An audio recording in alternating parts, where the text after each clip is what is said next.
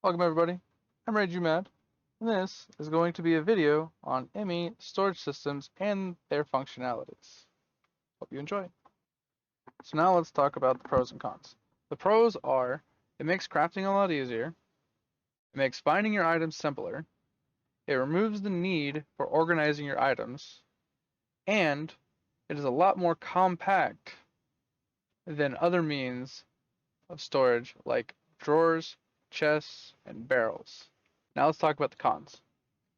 The cons of an ME storage system is that it requires a lot of materials that aren't so easily obtained early game, making this storage system a more mid to late game storage system. It also can take a decent amount of power to run depending on the size in which you make your storage system. Also, if you have a lot of automation farms and mob farms, it can easily clog the system, completely filling it. Now let's talk about the different types of cables and how they work.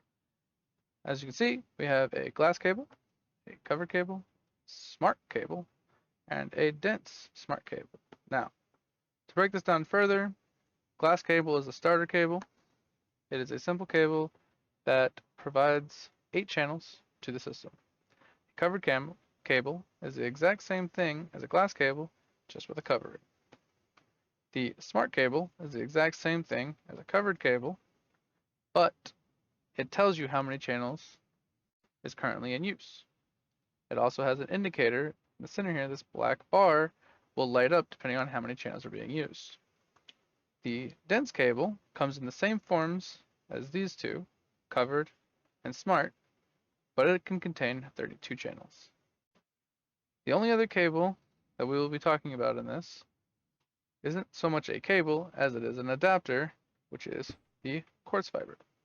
Quartz fiber is used to connect cables to devices to pass power from one device to another, but without connecting the two devices using channels. Now let's show you how these different cables connect and interact with each other. To start, we have the glass cable and the covered cable. Now, as you can tell, this is a Fluix cable, this is a Fluix cable, this is a Fluix cable, this is a Fluix cable. Fluix basically just says that I am a basic cable with no coloring. No colored cables, non-colored cables, can connect to any colored cable. For example, we have a red cable here. This red cable can connect to the Fluix cables, no problem. The blue cable can also connect to the Fluix cables, but as you can see, it does not connect to the red cables. Now this is used when trying to run cables side by side, but do not want to interfere with the channel count of each cable. Now, a regular covered cable can interact with a smart cable, as seen here. As long as the colored cables are the same color, they will work. As you can see in the red one as well, it works.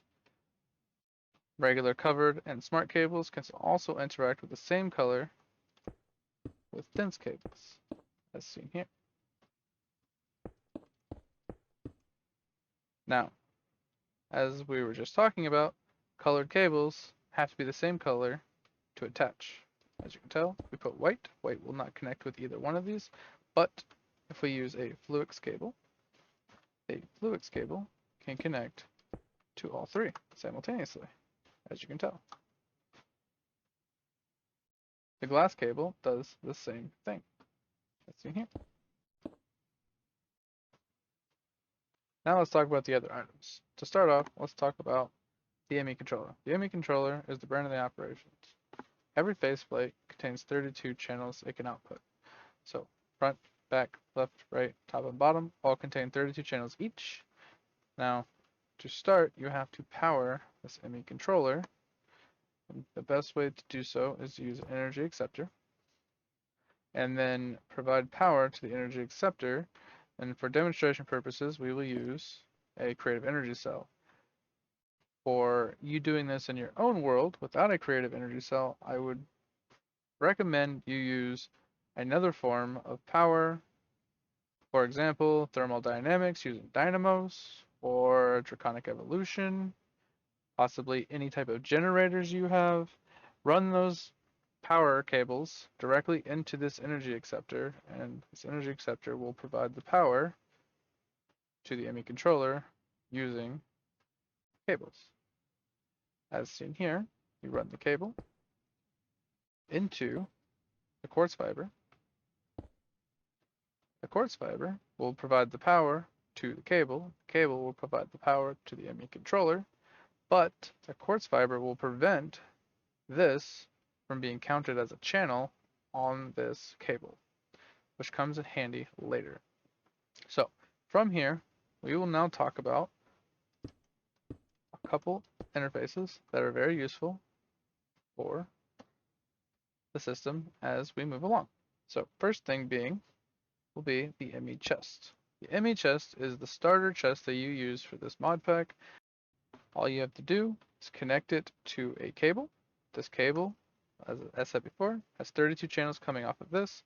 This cable can hold 8 channels. So that means you can have 8 chests connected to this one cable.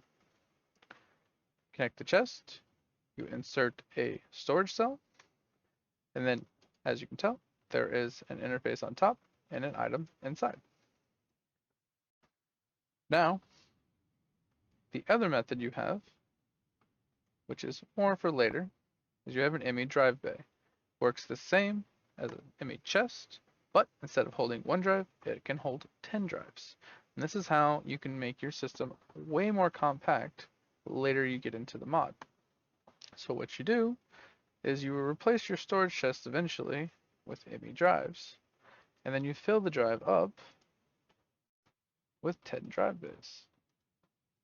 Just think of these storage cells as hard drives in a computer. With this said,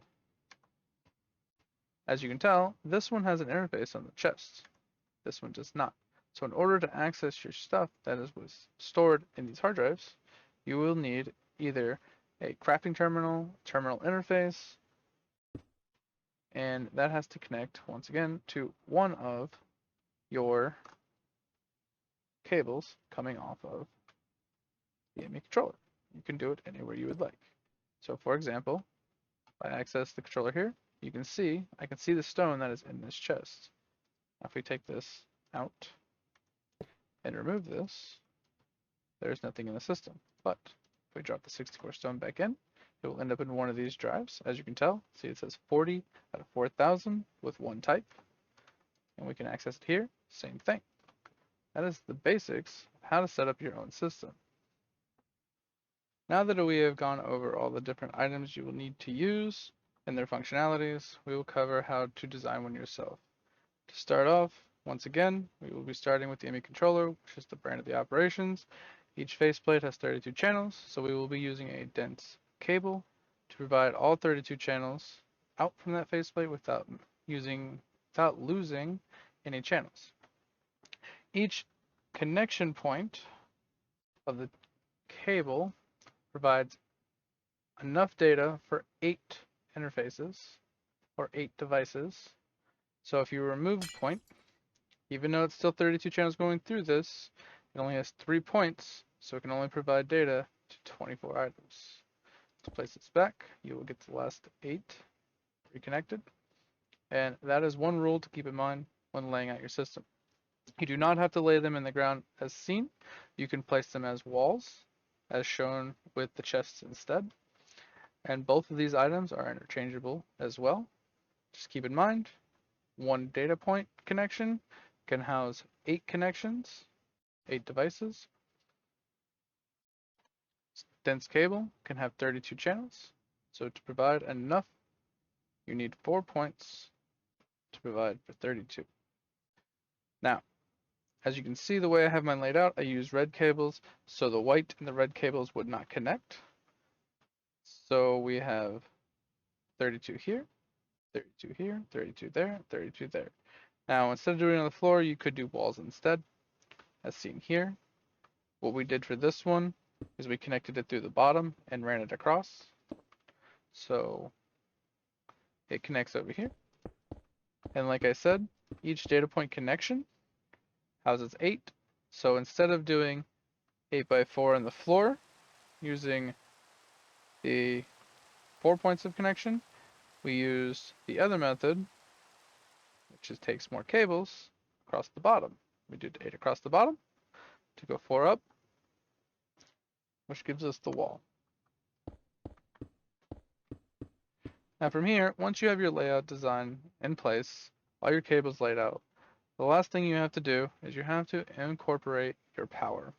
Now when incorporating your power, all you really need to do is have some sort of power source. For creative purposes, we are just going to use the creative energy cell here instead of using your typical energy source that you would use for your mod pack. You know, dynamos, simple generators, combustion generators, whatever it is you're using to provide power, run that into the energy acceptor. The energy acceptor will allow you to connect it to the ME system using a quartz fiber, so it does not use a channel from the cable. So typically how the best way I do it is I use the top with a dense cable, and then I connect the energy acceptor to that cable, and then I use these 32 channels for my crafting terminals, for my security terminals, and other terminals needed down the road, because you can run these cables long distance and put as many crafting interfaces as you would like on them, because they all work from the same system and do not require any extra power. So that interface over there will be the same as this interface over here. As you can see, MHS storage systems. Same thing with this one over here. Voila. So if you have multiple people, you will want to have multiple crafting terminals, so everybody can have their own interface. Because if you are trying to craft something and somebody else clears your pattern or tries to craft something, it will completely remove all the items that you are trying to craft, and you will be overriding each other's crafting interface over and over again. Now that we've showed you the different ways to set up your storage room, now let's show you how to design your ME controller brain. There's different ways to do it depending on the amount of channels you need, the size of the storage you need, and just general purposes of what you're using the system for. As you see here, the ME controller follows a very small amount of rules. The only real rules that it has is it cannot be longer, taller, or wider than 7. So this block here is a 7 by 7 by 7, and you cannot touch more than 4 blocks at a time or it will not work. As you can see, this ME controller is touching 1, 2, 3, 4, so this one does not work. If you were to add an 8th, the whole thing bricks in any direction. So this is the largest you could make. As you can tell, it is honeycombed as well. But if I was to place a block here, as you can tell, this grays out. Now the other designs you have would consist of a lot simpler layouts. For example, this 1 by 1 by 1. One ME controller, just like shown in our original setup, but instead we are using P2P tunnels to allow us for growth for later. What this will allow us to do is it will allow us to run all of these channels from these faceplates. Each faceplate has 32 channels, as said many times before, but P2P tunnels, what they do is they condense those 32 channels into one channel. So what we did is we put a P2P tunnel on every interface except for the bottom.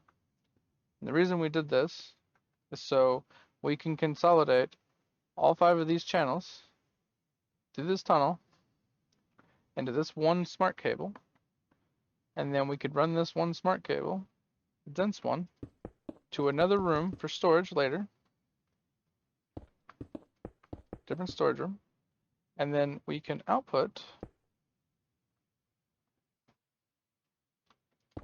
those interfaces in this storage room. For example, you have these 3 interfaces here, and then you can run another one over here, run another one this way, maybe put one this way. But you have 4 P2P tunnels of 32 channels each that you can run into a storage room somewhere further away, so your storage room can infinitely grow, as will your brain grow as your needs grow. So this is starter setup.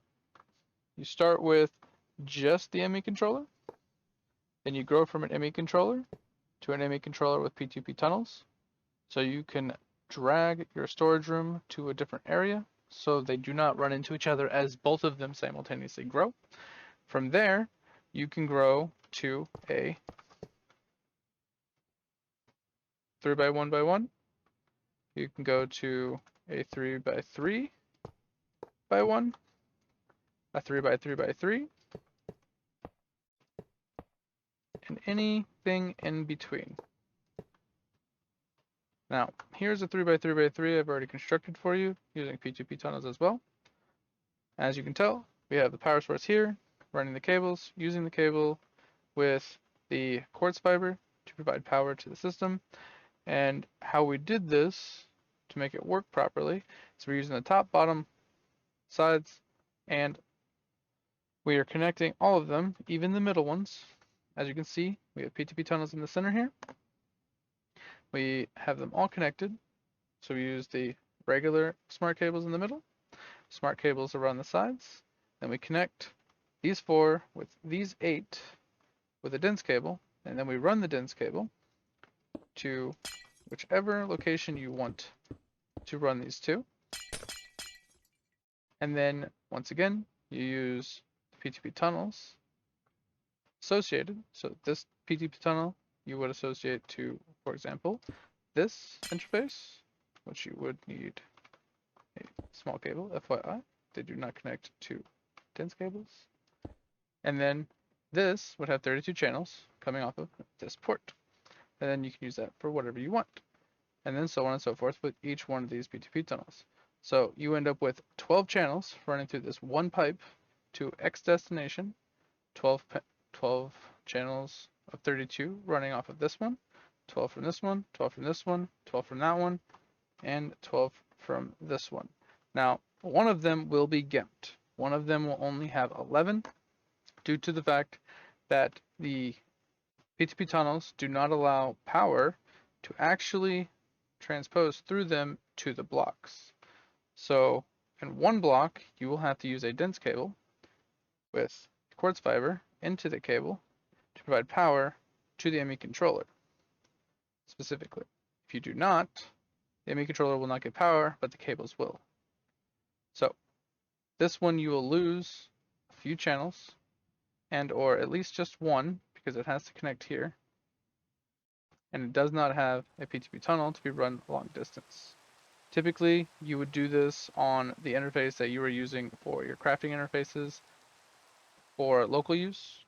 So it's not that much of a hindrance. That covers everything for this video tonight, guys. I hope you enjoyed, and if you did, please like and subscribe.